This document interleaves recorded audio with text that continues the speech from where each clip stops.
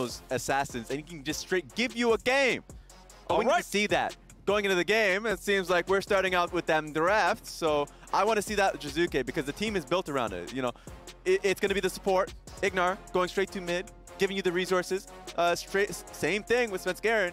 So with EG, it starts week 2 to get that train back on track. Alrighty, let's jump into the draft and see what it looks like here. Karma will be the first ban from Evil Geniuses, followed up with an Udyr. Immortals, they're on the red side, so you gotta pay the red side tax, and it's spelled G-W-E-N these days, as nobody wants to deal with her there in the top lane on the enemy team. Let's see how the rest of this is gonna shake out here. Do we wanna target the top lane pool anymore? Maybe try to limit impact a little bit up there, or are they gonna switch it up, ban out some more of the usual OPs? There are still a couple more of those top tier top laners up there, Renekton being one of them, so that gets banned out too. There's a lot that's on the table, and so Varus now is going to be the next one that they have to, you know, deal with, because Rumble's being banned from EG. I think they're going to force it between Varus versus Ezreal. Varus, of course, will just have autonomy within the lane, and so I wonder if it's going to be IMT banning that. With how good Raze and Destiny were in that bot lane, I'm sure they would at least want to have some form of control where, hey, if they're going to be counter-picking bot lane, at least take away the behemoth in that Varus. Okay.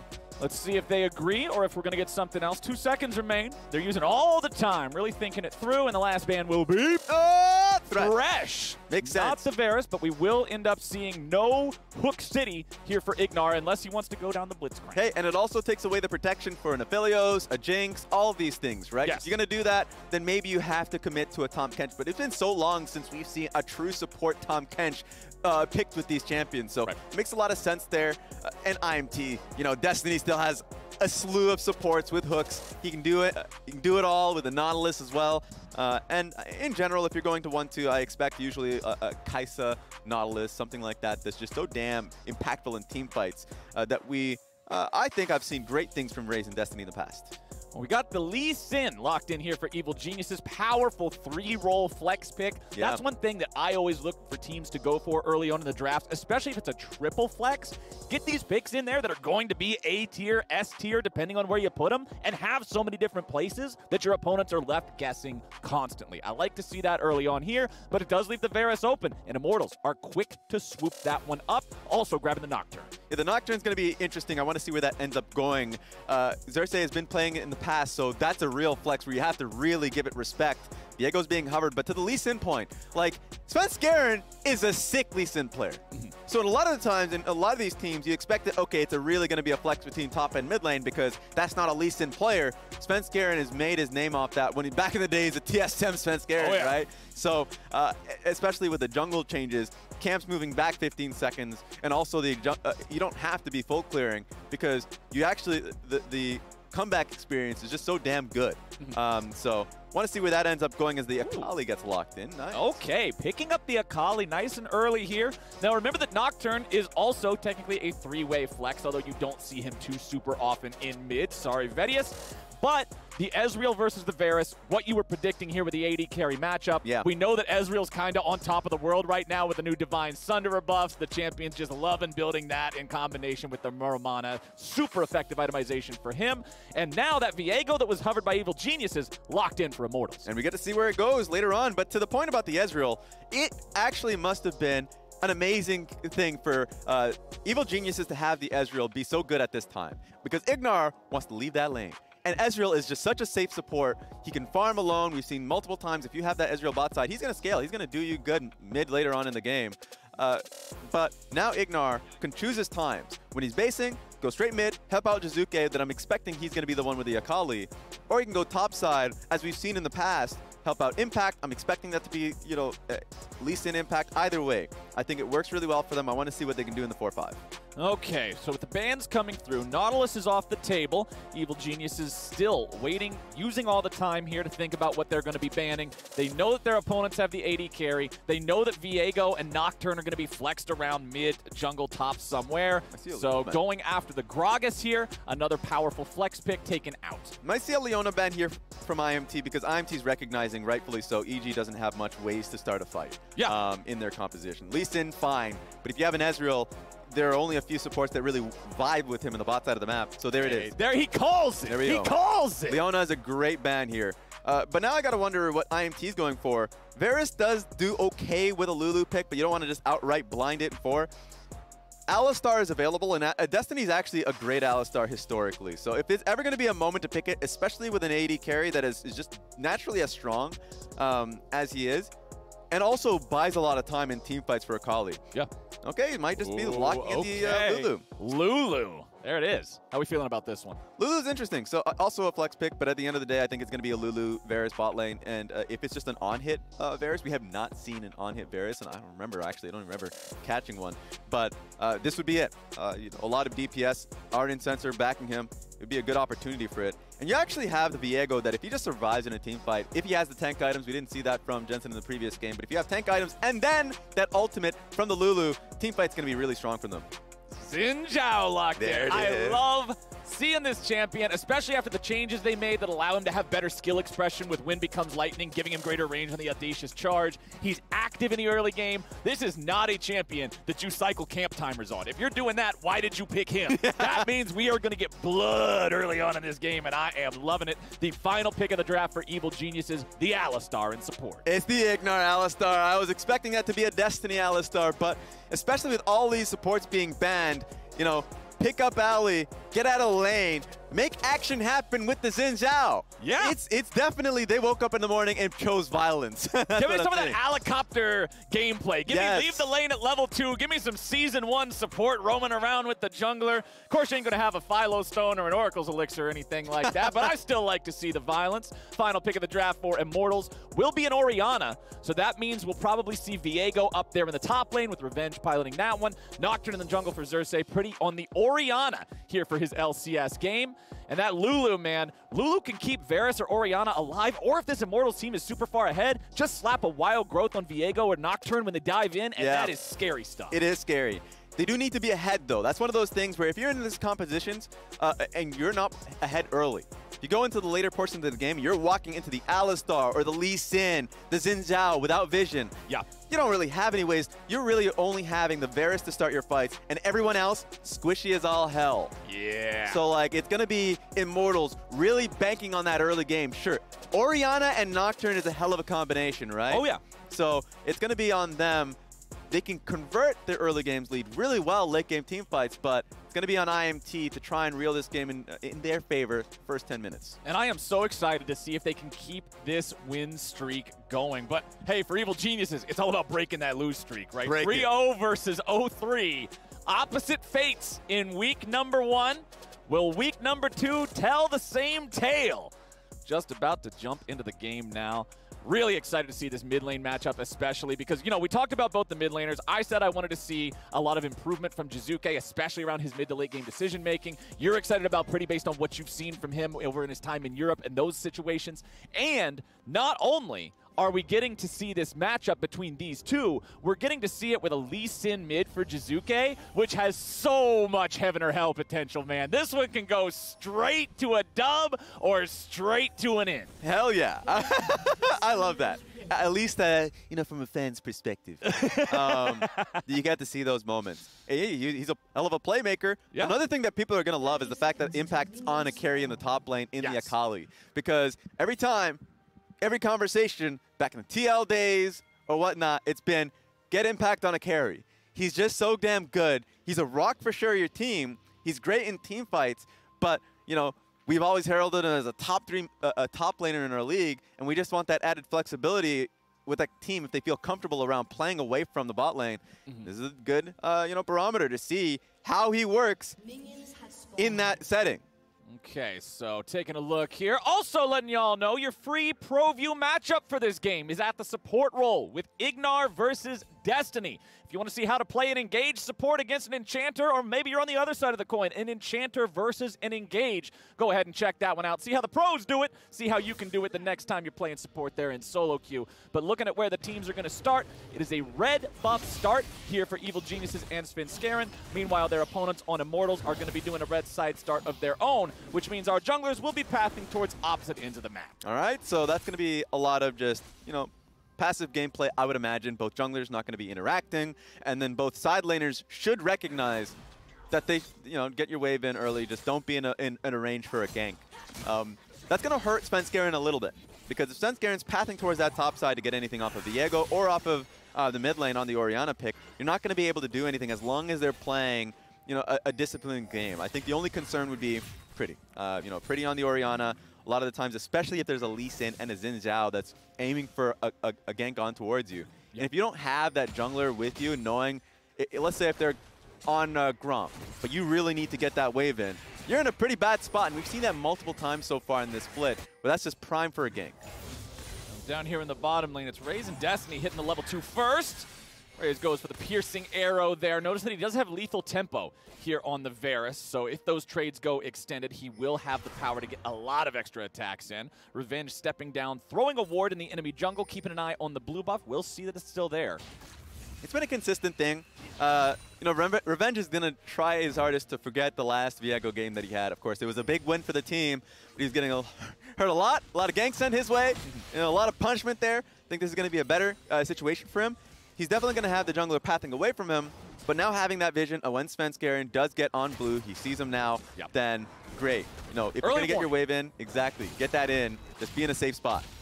I love how many junglers are also now taking advantage of the blue buff plus Gromp clear at the same time. Because you've got so much health regeneration in the jungle. You can see Svenskaren's doing it. You saw Xerxes doing the same thing. As long as you know how to properly manage the patience. That frog almost ran out of patience, but just enough left means Svenskeren can clear this out and just shave a couple seconds off the clear. That's the thrill of the jungle. That thing, for me, that's anxiety incarnate. When you're in that situation and it's just so close to ruining your entire clear. Oh no! But of course, the professionals out here, they ain't gonna do that. But for me, I'd rather not take that risk. That's the thrill of the hunt, though, man. You got to be ready to go. Now, let's see if we're going to get into any action here around this level 4 point. You can see Jizuke continuing to land these Sonic Waves onto Pretty. Now, both of them about half HP, but the nice part for Jizuke is he can't run out of mana. Pretty is completely exhausted in that element, as Impact has the wave shoved up here on the top side. Revenge just farming up underneath the turret, misses a little bit of the farm there, but mostly still even up here and down in the bottom lane. The only real farm difference we're seeing is in that mid lane, with Jizuke having about a 1-wave lead as Xerxes heads back towards the top side. He'll farm up the Krugs, and we'll see if he tries to go for a play, too. Yeah, I would say the only thing that... Oh, wait a minute. You're getting a little bit of damage here. A little bit spicy. The only thing to look forward to, for me at the very least, is I think IMT is set up here to look for a bot lane dragon play. Camps are going to be spawning slowly. Oh, my God. Unless the Revenge puts himself in dive range, then Xerxes might have to protect him on this wave. Okay. Yeah, Xerxes is going to have to head over there, I do believe. As down here in the bottom lane, we got the 2v2 breaking out with Danny under a lot of pressure. Raze going forward with a piercing arrow, point blank range, but it's Raze who's first blooded and is traded 1-for-1 with Destiny picking up the follow-up kill. But Jizuke has teleported into the bot lane now. Svenskaren's coming over to cut him off. There is no escape for a poor little Lulu, my friends, and the kill goes over to the mid laner. There it is. Action starting up early, and it's right to Danny and Ignar picking up those. So in the end of it, both AD carries not being able to get the kills, but I thought that it was looking great from Danny and Ignar, and also Jizuke coming in to get the kill himself. So he's going to be the big benefitter off of that one. Oh, yes. He's got himself that extra bit of money. Let's see how it started off here, because it was looking a bit scary for Danny. Yeah, you know, straight flashing in towards him. Great exhaust timing coming in there, but it was just so close. Man, at least Destiny was able to finish it off of his own flash, but now they're going to be coming back into lane without summoners, so that's the concern that I'm going to be having off that one. Svenskeren also, of course, that close to being able to get the assist himself. Not going to be there, but... So yeah, this is what I was talking about before the play ended up happening. You know, Nocturne was pathing top to bot side, so he was aiming for the dragon. So that's what I think this game is going to be about. IMT's put themselves in a position, especially with the Enchanter support, to try and get priority bot lane, and then try to play through bot to stack dragons. EG has to recognize that, try and get an advantage going early, at least for Impact, trading top side. Riftshell's going to be coming up, so that's going to be the major, you know, point in that subject. And then try and turn that into just raw team fighting power. Yeah. And you can see Impact going for some extra lane power here with a Seeker's Arm Guard. This item, of course, has been nerfed a while ago, so it's not just that thing that instantly allows you to win your lane matchup anymore. But when you're up against two heavy AD threats in your lane opponent and the jungler like Viego and Nocturne, it still feels really good to make sure that you're always staying on top of your game there. And he does have about a 10 farm lead as he'll look to crash that wave into the turret once more. Revenge will be able to make up a lot of that CS difference right here, and Xerxes is ready to shadow this just to make sure. Impact stepping forward now to challenge him for those Krugs. Svenskeren in the enemy jungle, stealing away this red buff. Evil Genius is moving in as a 3-man unit to guarantee this steal. This is the second time. Every time the Krugs has gone up, they've been on top of Xerxes. They're ready to go. Xerxes with a spell shield and the wind becomes lightning, but now that's no longer available. They don't want to chase any further. They're just going to allow Svenskeren to finish off this camp. Revenge still hanging around. A little bit of health missing from both junglers, but it looks like Evil Geniuses do not want to push their luck here on this one. But that's just another instance, and now that's going to be one camp up here for Svenskeren. Just because they're on top of it. Last time around when the Krug camp was spawning, Impact got the ward on them, knew that Nocturne was on top side, so they had the timer until the next rotation of the camp. Instantly there for him. Gonna be looking for a gank mid. Okay, we'll see if that turns into much more, but it does not. Pretty with the flash. Loses the summoner spell, but stays perfectly safe. Still has the entire health bar to work with. Also with his own jungler right over the wall. Nocturne having the paranoia. Very easy to join in on that. So Evil Geniuses don't want to push any further there. Absolutely. And it's not similar to the last time pre-base that Pretty had. Now has mana underneath them, so can follow up with a Nocturne ultimate. Try and pick off Xin Zhao. This game has been, it's been a quiet one, but overall I think it's been working out well for IMT, being able to try and stack up Dragon. That next one's going to be coming in 2 minutes time. While EG, I think it's just been getting a slower advantage there for Svenskeren. And also been supporting Impact whenever the wave is crashing up topside. Svenskeren has been there, has been able to support them, and has been pulling the Viego at those times, so it's actually kind of amounted to a small advantage there CS-wise. Yeah, we got about a 1-wave lead here for Impact, as he and Revenge. This is also such a spicy top lane matchup because both of these champions can completely annihilate a team fight if they're ahead, right? But if they're behind, both of these champions are really good at giving 300 gold to the enemy team.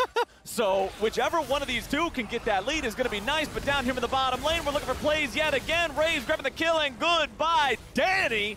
Ignar survives with the ulti, but with the Ezreal in the dirt, Immortals picks up a kill, 1 for nothing. All right, straight into a pause, but we all saw it there. The Varus ulti landed, and M is just a seamless follow-up from the Nocturne. Great gank coming in there from Xerxes, but yep, that's how you want to play this one out. If they're able to get this lead, bot lane, that's just beautiful for IMT. That means that the next dragon should be theirs. They're going to have push. I mean, they should go back to base, get that push once again, second dragon for themselves. And it's going to be EG really feeling like they're on the back feet because I mean, they're just going to have to continue to play through their solo laners and see if they can get a strong enough advantage for team fights. Yeah. I mean, Varus ulti is it's a funny ability to me because it's one of those that always gets memed on for how often people miss it. But when that thing actually hits you, it's just lights out, especially when Nocturne's on the same team. Like, I don't care if you're Ezreal. I don't care if you got summoner spells. Like, nighty-night. We'll get on out. You respawn in 20 seconds. Give it another try out. True. Also a great zoning tool as well. If the Alistar is in that range for an ulti, he's like, I definitely don't want to get CC'd. Yeah. It's not going to be helping anybody out, so I'm going to have to walk away, getting out of range. So that's what people don't talk about, the zoning element of a Varus ulti, if it actually lands in a major team fight. So glad that he's back in the meta. And this is a different iteration. Lethal tempo because he does have the Lulu to back him. So not going towards that lethality Varus. It's going to be pretty good to see in this game how he fares. A little bit of machine gun power in there. Another thing is the Nocturne also running the lethal tempo, because when Nocturne sort of evolved into this more bruiser state that we've seen him for a while now, we saw a lot more people taking Conqueror. Because when you have a champion going a bruiser build or a tankier build, it means you're in the fight for a long time, and Conqueror loves extended fights to thrive in. Whereas lethal tempo was always super scary when you had this high damage duelist Nocturne, because he fears you and then just beats the snot out of you before the fear's gone. So seeing this, it makes me wonder how spicy of a Nocturne build that we're going to get to see here as well. Because I know that Bruiser Nocturne is the better Nocturne overall, but Ballistic Missile Nocturne who goes in and deletes somebody instantly and then also dies instantly is so fun to see. You just love the Valhalla types. Oh, I do. That's just who you are. I'm actually surprised that you became the Skarner main and not the Olaf main. I'm the Chad. That's why you build Chad Skarner. You don't build all those items that are just like, okay, man, I'll play for the team. Give me a Locket. Give me a Knight's Vow. No! Yep. You build fun stuff. You build Divine Sunderers. You build Black Cleavers. You build anything that can tear people in half because they don't even know what your champion does. So you might as well punish them for that. There we go.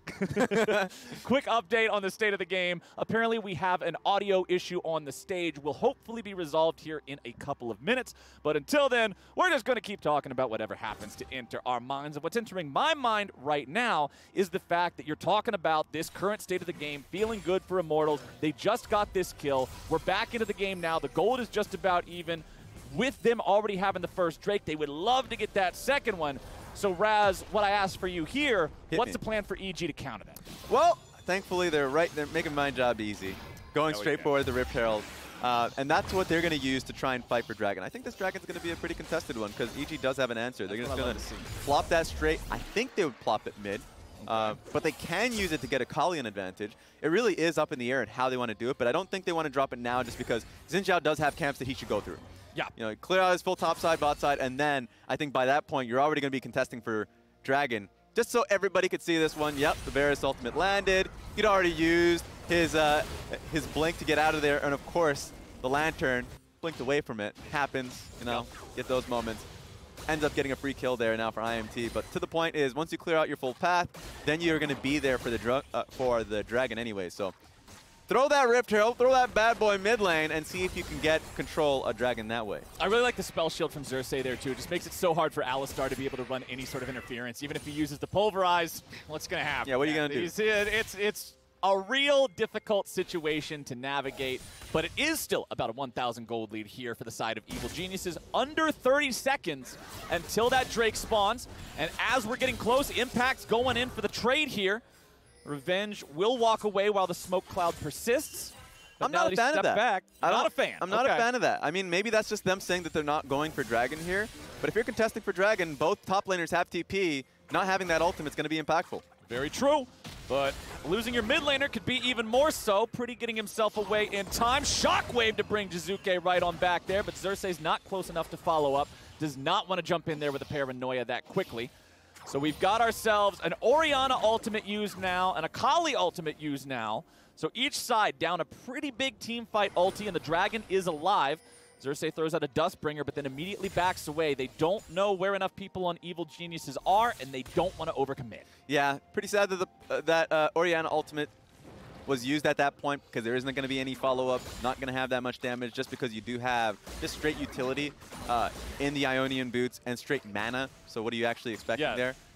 Hey, we got a Dark Seal. That is the only thing in Pretty's inventory that will actually contribute to damage because Ionian boots, tier, blue rock, cookie, and the blue rock bottle of drink. That's what we got. There's not a whole lot there that is making somebody shake in their boots. Those ultimates are going to be back if this is prolonged. No team wants to be the one starting off the objective first and then being team fought because this Dragon does a lot of damage. In fact, actually, EG is just not going to be in position for this. Nope. There it is. Should just be a free pickup there for the side of Immortals, and there we go. They've got the first two Drakes, and it will be a Mountain Soul here this time around. There we have it. Svenskeren didn't want to use Rift Herald for that one, and also Raze and Destiny played it safe, used that bot lane pressure first, got pushed out, made it so Ezreal, if he wanted to participate, he wasn't going to be there for it. He was at least going to lose minions at that point. So... oh, Revenge has to get out of there. Yeah, Revenge, this is not a fight that you can really stand and do much about. Yes, two of the medium-sized Krugs will survive, and remember, that's not as punishing as it used to be, where the big Krug was worth most of the camp. There's a lot of gold in the baby ones now, so Revenge can still salvage a little under half of the gold value of that camp, so it's not too bad, but still don't like seeing him just be able to walk in and take everything. That's the thing, though. This is constant where Viego, Revenge is just getting the treatment of Svenskeren putting up a camp there. Yeah. Big wave coming in. Has to back away because if he commits underneath his turret, then he's in a dive range. So recognizes that he's just playing weak side for the early portions of this game.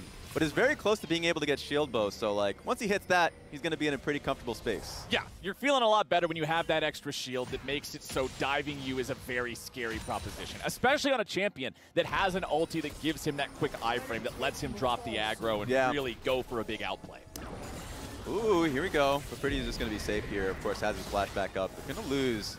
Actually, they might be in a position to lose this full turret, but doesn't have a minion wave off this. Yeah, there we go. Yeah, nice. they're not going to back this up. That actually ended up being 3 plates because it does just more than 2 plates worth of damage, but it had just more than 2 plates worth of health. So very nice usage of that. Right as we're about to have the plates go down, they needed to summon it up then and pretty much no later if they wanted to guarantee that money.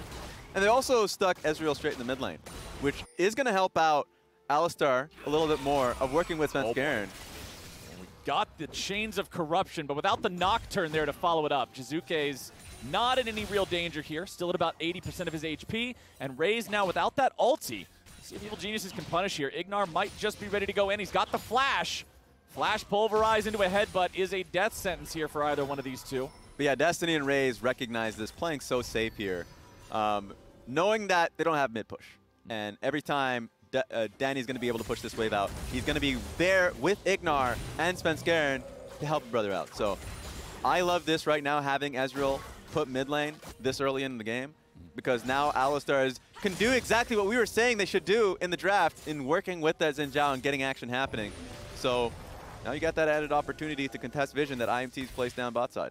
We still have ourselves a growing gold lead for Evil Geniuses. It is slow growing, but it is there. Revenge once again will be shoved away from the wave. Impact continuing to win the short trades, but hey, it's Viego. There's a lot of sustain built into the champion. I've got a question for you. What do you got, buddy? Are you on Team Kraken or Gale Force for Raze? I always value Gale Force very highly on champions that don't have a dash built into the kit because it feels like it makes up for one of the designed weaknesses of the character. Yeah. So I generally prefer to see Gale Force in something like that. I haven't played AD carry since Season 3, so I might be completely wrong. I would be on the same court in terms of the Gale Force in this game, because if I'm looking at the threats of Lee Sin, Akali, Xin Zhao, I mean, they're literally trying to kill you. Yeah. All 4 of them, including the Alistar. So going to try their hardest. This tower should go down. Yeah, that tower's not getting a whole lot done. Jizuke tries to go in here for the kick, but instead, what is he doing? That was the Grubhub play of the game right there. Delivered straight to your door, as now the punish turns into a double kill for the AD carry, and Immortals just pick up the wallet. Man, that was a major mistake. They thought they saw an opportunity to get a pick there, but yeah. Jizuke, ripe for the pickings. 2 dead off that one play. Dragon's going to be coming up in 1 minute, but that's a huge reward for IMT. That was not what Evil Geniuses wanted to see, man. It was just the Lulu. Yeah. That's just the support they're going in on, as Immortals now with a 5v4 here on the map as the respawns are coming out for Evil Geniuses. Rift Herald's going to be secured with the team fight coming out. You've got Svenskeren staying alive there with the power of the Xin Zhao ulti. Immortals looking to get away, but Jizuke's able to jump in. Revenge the first one dead. It's already 2 dead bodies on the side of Immortals, about to make it 3. Jizuke redeeming himself a little bit here as Evil Geniuses jump back into the kill and gold lead. Action, right back for that Rift Herald play. They knew they could take the fight. I thought it was a bit of a risk because Danny wasn't there for the fight, actually. His contribution was a 4-man ultimate, but they're looking for Pretty. Oh, Pretty sticking around in the top lane too long, and Evil Geniuses find the punish. They give the gold over to Impact, and things are looking all right. 3,500 gold ahead for the Geniuses. All right. It was just EG looking ahead off of one mistake, saying, you know what? Jizuke's like, I may be dead, but at least I have TP, and I can still be participating for the next play. Go straight in. Great Lulu ultimate from Destiny to cancel that out. Any aspirations of him trying to dash behind him, not going to happen. Not working. Yeah, so all of this was great. I think the only thing I would look back on and say, yeah, Xerxes didn't have mana, so looking towards a Rift Herald at this stage didn't make too much sense. And of course the flank was just that strong. They didn't expect that minion, or at least the ward, being behind the pit. And also, Impact put in a lot of work in this one. Yes. Very good stuff there from Evil Geniuses responding. They get punished for a bad play, but then they punish their opponents right after even harder for a worse play. Facts. Sometimes that's all you got to do. You don't have to play a perfect game of League of Legends to win a game of League of Legends. You just got to play better than the other guys. And right there, that's what Evil Geniuses did. They made the less impactful mistake. I think he was on IMT at this point, but Reignover once said, mistakes are opportunities, and that's true. They found some great opportunities. Yeah, we got an opportunity to make a play onto Pretty here in the bottom lane, and they get it done. Jizuke picking up the money, and revenge is there. Too little, too late. Evil Genius is now up 3 kills. All right, this is now a pretty large lead for Evil Geniuses, gold-wise, comp-wise. I think there's a lot of playmaking that Jizuke is putting down, but also going back to the beginning of the game when we were talking about impact on a carry, this man is fed. Yes! This is a scary dude. Both of them are scary. Solo laners from Evil Geniuses, 3-0-1, 3-1-2. Looking at the farm, they are both up compared to their lane opponents. We've got the mythic items up on both of them. Jizuke and Impact should be able to have a huge impact for the rest of this game. So if you're in your Twitter or Reddit argument with somebody and someone's telling you that Impact can't play these carries, you land, here's your evidence. I've saved this game from, I don't know if it's 2 years later, but here's a fight now. Oh boy, looking for the kill onto the enemy jungler here with a lot of backup coming in. He's buying as much time as he can, but Svenskeren will fall. Xerxes takes the kill, and Immortals will grab the punish. All right, that's going to buy them some time. There's not much they can get off of this, unfortunately. Impact's also making work happen, get done topside, but it is very much a valuable kill that they're able to get on the jungler at this stage of the game. Okay, Immortals trying to stabilize a little bit here, but man, nearly 5,000 gold. Not even 20 minutes into the game. Their soul stack has been stopped. Yep. Things are looking a bit shaky for Immortals here in this first game of Week 2, Raz. There it is. We were just waiting on them to get challenged, right? And yeah. There was always that asterisk of, well, they've had monstrously better compositions in the first 3 games of the split. So when they're in an even state, or even, in a worse state, I think this is just good drafting from both teams. Okay. How do they fare then? And also, of course, there's always going to be the asterisk of Pretty's coming in, not having the best game here, but he's definitely not been a part of their system for a long time. He's just there for this one game, and it's been a tough one for sure with how much pressure Svenskeren and Jizuke have been piling into that lane. True. And this is kind of going back to what the desk was talking about too, saying, look, Evil Geniuses built the leads up in 3 games. Yes, they threw those leads in 3 games, but you're saying you don't expect them to continue building those leads and throwing them for the entirety of the split. Eventually, the leads get translated into wins, and right now, I'm not trying to jinx it, Evil Genius fans, I promise. Sounds like you're doing it. Right now, it's looking pretty good for them. Right now? Right now. I have to put that there, man. After week number 1, I have to put that there. Otherwise, I'm going to get memed on later when people say, yeah, but they threw. We got to be careful. We got to be careful. And true. You know what? I'm giving myself the escape route here. Hearing from the coaches of Evil Geniuses, they've said some good things in terms of like, well, they're, paraphrasing. They don't want to defang what is already, what these players are known for. Yeah. Jizuke is a spectacular playmaker. Yeah. Encourage those plays, but also like, when those moments happen, make it so it's like it's intentional, that these plays make sense when it happens. Yeah. So I love the fact that they're getting these leads, and it's happening in typical EG fashion. But you're right, later on in the game, let's tone it down, play a more safe game. I think so far it's looking good. Mm-hmm. What we're looking at for Evil Geniuses now is the ability to close, right? We've built the lead. We've seen the 5,000 gold advantage 20 minutes into the game. That is a lot. Yep. So now we just need to see it go all the way. And we've got 45 or so seconds until that next Drake is alive. Remember, the score on those is still 1-2 with Immortals having the lead there. But Evil Geniuses, with such a commanding lead right now, you would think they are very comfortable taking a fight in open ground. 100%. Sterix Gage being built up here from the Lee Sin. He's now he's at full build. He's so tanky. He's full so build. tanky, man. So he's going to be having a lot of time to stick within the fight, make Raze's life a lot harder. And he's going to be cognizant of what Lulu can do since the last play. Now, yeah, recognize it's one of those things. Look, deny me once, shame on you. Deny me twice, I should stop taking these cues. Exactly. Like, it's just the way it works. Another thing is, just looking at IMT's perspective, the Phantom Dancer being picked up from Ray, so at least he has 2 items. He can be competitive. And he's the armor boost. So he's going to be working. There's a lot of that happening from Evil Genius' side. Lee Sin, Xin Zhao, Ezreal. So it makes sense. And we're seeing the same builds come out from both the Lee Sin and the Xin Zhao. The power of Gore Drinker together with Sterax gives you an incredible amount of, I guess I'll call it artificial survivability, because it's not your health and it's not your resistances. It's the shield and the healing and all these temporary things that really add up a lot in the middle of a hectic team fight against 5 other players at the same time. So we'll have that second Drake go over to Evil Geniuses now, so tied up 2-2. This is pretty dangerous here from Pretty. He is so far up. Yeah, this is exactly. They're going to look for a play on top of him. TP's coming in. Pretty's trying to teleport out. Jizuke's ready to go in and try to interrupt, and he will be there in time. Pretty will fall for the third time this game, most assuredly. He tries to get away. He's still got his flash, but there'd just be no point in trying to use it. Immortals has everybody ready to go. Pretty's going to try to be an alcove gamer, but there's just nowhere to game. Yeah, he dodges the Q, but both these guys are still ready to go when Jizuke's on a killing spree. And that's the thing. If you are on side lane duty, you have to be ultra aware of what's happening mid lane. That's where your focus should be. Because if your team's losing pressure around mid lane, and never be past River at that point, because they're just going to go straight for you. Great teleport to be able to catch him off. And now no Orianna for 20 seconds. Baron being started from EVG. Baron is the call. They dare their opponents to come and try to stop it. Turret has been destroyed in the bottom lane, but that means there's only 3 players from Immortals here on the top side of the map. Nocturne ulti used there just to try to drop the aggro a little bit. Baron at about 5,000 HP. Xerxes below half, so the steal would be very difficult. Impact and Ignar doing a great job zoning away the Immortals players, not allowing this to be a coin flip Baron. But with Impact going right back into the pit, it's Baron over to Evil Geniuses. Give him a kill on the side. EG is looking good. A snap judgment moment.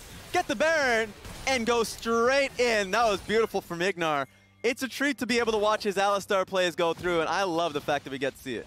Okay, man, Evil Genius is turning things on here in week number 2. Now with a 6,000 gold lead, now with a Baron buff here for the next 2.5 minutes. This team is poised to wreck some objectives on the side of Immortals. You know what feels bad? What's that? What feels bad? You get the first 2 Drakes, and the enemy team gets the next 4. They just get, and then they're all the same kind, so you're stacking up the bonus. Oh, Someone needs a Lors Dominic on IMT. For sure Raze does, because that Lee Sin and Zen Zhao and Alistar. So much health, man. It's gonna, the health is there, the resistances will follow, and now you're gonna be dealing with a triple Mountain Dragon to follow. Yeah, and look at Impact's inventory too. Second full item in the Zhonya's Hourglass completed allows him to just dive in completely with disregard for his own safety. And you can see the Oblivion Orb there too to cut down on some of the healing from the champions like Viego and Nocturne. As Immortals look to make a move here in the top lane, Viego's stun lands onto Jizuke, but he's still able to just walk it off. Not really concerned here. Yeah, a ton of HP there, and they're losing so much on the opposite side of the map. Mid lane, if it's Raze sticking underneath the turret here as the cannon minions coming through, you are going to get collapsed on. So they actually have to give up this inner mid lane turret now. Yeah. And when we're looking at the itemization from Revenge, he went Wits in second, which can be very, very powerful in that 1v1 situation against the Akali. Yeah. But remember that Akali's the only magic damage. So in the middle of a team fight, if Lee and Ezreal and Xin decide to focus him, pop. Yeah, he's gone. This game has definitely turned incredibly difficult for IMT to deal with. Their playmaking, as we said, like if they fall behind, really hard for them to really get anything back because they are not tanky in nature. And really, it's like the Orianna ulti on top of Nocturne, but Nocturne has to sacrifice himself to do that to find a play, and let's see if they get something. Yeah, and I mean, if Nocturne's ahead, if you're playing from ahead, then he can have a Guardian Angel or a stopwatch or something that allows him to still get away without a real consequence. That's not the state of the game. You don't have time to go for luxury items that allow you to preserve your KDA a little bit better. They got to get everything online, but when you're looking at the inventories, I mean, you've got Svenskeren already with 2 big items plus the boots completed. Over there for Xerxes, not at the same level. The team as a whole is behind almost 10,000 gold, and that means every individual player is then behind themselves. Stridebreaker plus the pieces of Asterix, it's not enough. Hey, and I just love this Serpent's Fang pickup from Danny. You're going up against the Orianna and the Lulu. And that shielding is just going to be there for either Xerxes or Raze, and you already have a pretty decent advantage, so you're not actually losing damage off of that. It feels like it's just a quick pickup here, and it's going to be on IMT to try and find any mistake from EG to get back in. This Mountain Dragon's not there, so third Dragon now going over to EG. Yeah. Whenever you're in this position in the game, if you're IMT or whatever, and it just feels like you're so monstrously behind, then you got to pick and choose your battles. Where's your line of scrimmage? What wards are you placing down that you're like, okay, if they cross this line, we'll go. And it's usually around any like remnants of turrets that you have nearby. So of course they lost their inner turret mid lane, so they actually that control ward that they have right next to Raptors camp in red side, that's probably not something you can defend. If the enemy team wants to take it, you're going to have to give it to them. And the other thing that I always look at in these situations is you have to pick the play that gives you the greatest chance to win. Yep. But in a game state like this, you're not choosing between, oh, well, this has a 50% chance to work, but the other play has a 75% chance to work. You're choosing between like a 2 and a 5. We have a 2% chance to win if we do this, but if we do this, we have all the way up to a 5% chance to win. There we that go. Feels rotten to have to make that decision, but that's the spot that you're at when you're 10,000 gold behind in a game like this. So what I want to see is for Immortals to do exactly what you're saying. Draw that line of scrimmage and make sure you are ready to play. That's the bush. As they cross. Yeah, and that's the bush that I was referencing. If you're close to your inhibitor turret, then that's the ward that you can say, okay, we can fight for this because at least there's terrain behind us and we can dip into that if things go wrong.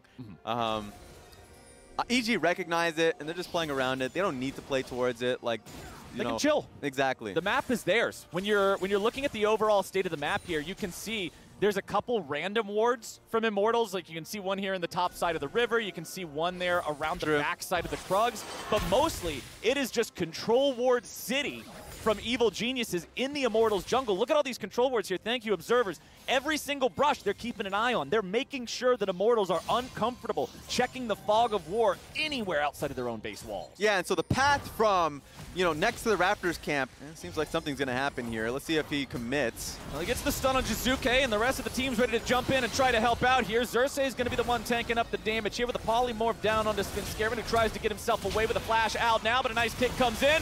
Jizuke is ready to brawl, baby, but he's going to be shut down. Viego grabbing the kill there with Svenskeren now having to tank up everybody. Immortals looking to take themselves a fight with Revenge, grabbing a reset number 2. Looks for number 3, but it will not happen. They're just beating them to death with the wallet. Immortals are aced.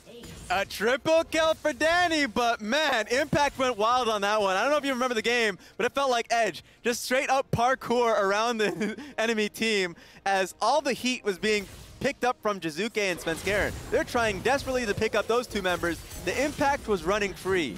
And that should be just about all they need here. Evil Geniuses, yes, Xerxes will be back up in 5 seconds, but he can't defeat 3 geniuses at once. Ignar will zone him away while Impact and Danny put in the last little bit of work onto the Nexus turrets. Ignar just using the ulti here. There should be no issue with taking this Nexus down in time. EG, maybe there is, maybe I'm a liar after all. Xerxes dies. Impact looking for even more here. Does not find the Shuriken onto Pretty, who finds himself able to retreat in time. Destiny and Raze continuing to chase forward, looking for the kills on anybody they can find. Chains of Corruption not hitting the mark here. Danny tries to get away even further with Revenge going in with the ulti. Ezreal looks to stand and fight, and Revenge has got to be careful now that Jizuke is able to show up and join in.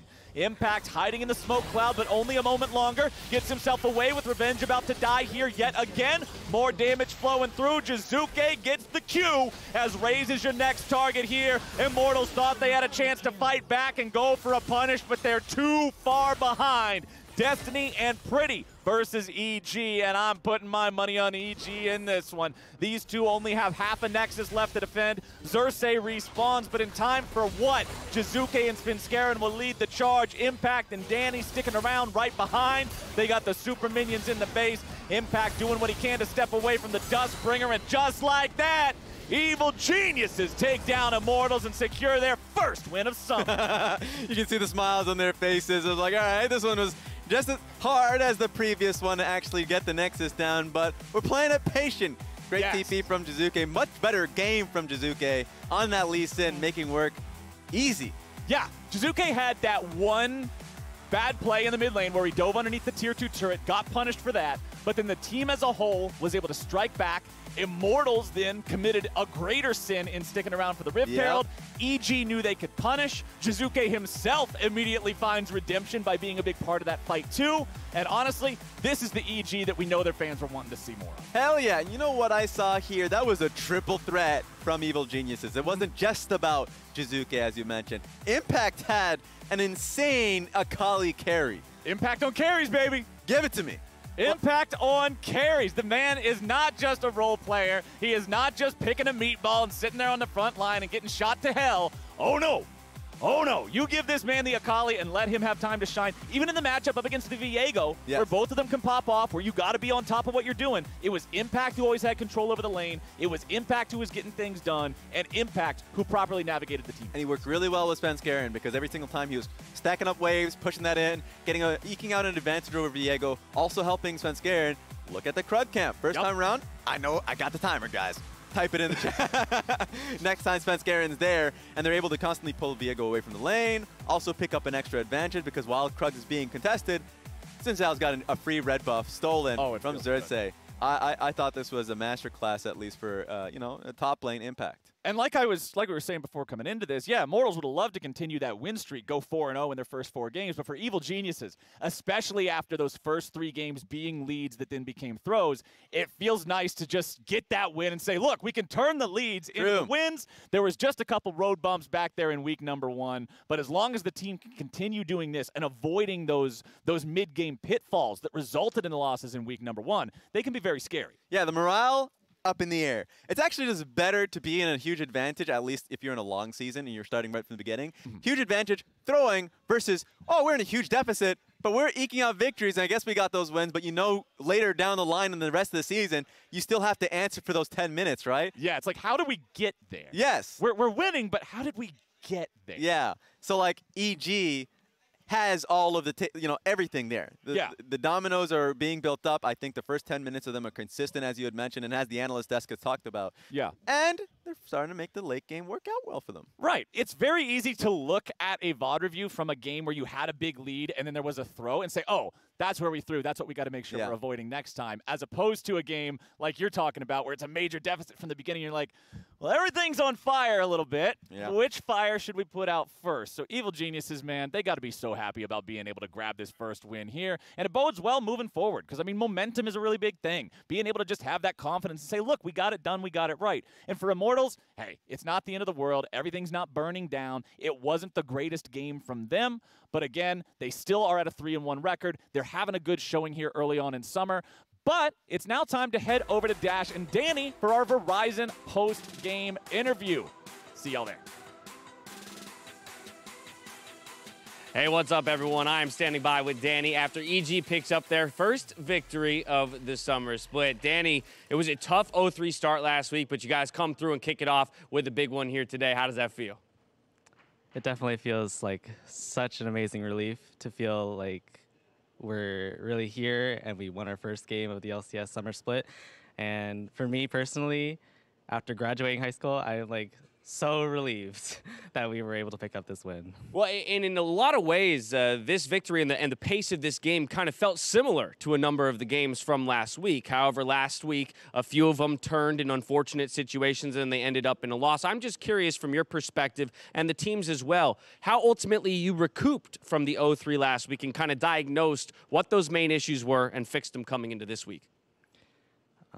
The team recouped by just taking a very long mental break over the week.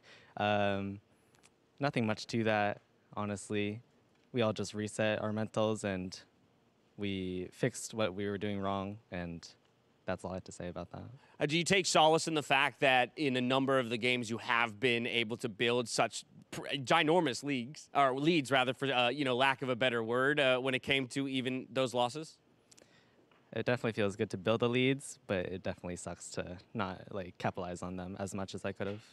Now, for you and your personal journey, I'm curious because the community has been popping off in support of your individual play this early on in the split. As you mentioned, fresh out of high school, jumping onto the LCS stage. What does that do for you and the confidence that you have in kickstarting your LCS career, which I'm sure you hope to be long and prosperous?